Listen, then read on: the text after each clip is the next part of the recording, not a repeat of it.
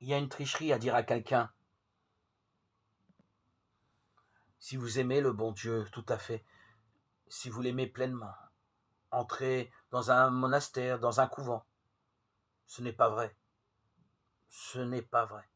Cela supposerait que toutes les mères, les hommes, et à commencer par nous-mêmes, sommes des êtres médiocres exclus de la perfection, puisque elles ne sont pas entrées, nous ne sommes pas entrés dans ces monastères ou ces femmes dans des couvents. C'est une tricherie de parler ainsi. D'ailleurs, c'est avec ça qu'on fait de fausses vocations. On entraîne des êtres très jeunes et lorsqu'ils sont 30 ou 40 ans, ils s'aperçoivent trop tard qu'ils n'étaient pas faits pour ça. Donc ce n'est pas ça le terrain de la vraie vocation. Il ne faut pas dévaloriser l'évangile pour ériger des couvents, des monastères. Il faut prendre la vocation religieuse sur le plan de l'Église elle-même.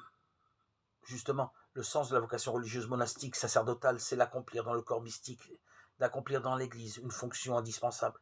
La racine de la vocation, ce n'est donc pas d'abord un désir de perfection que tout chrétien doit porter en lui-même.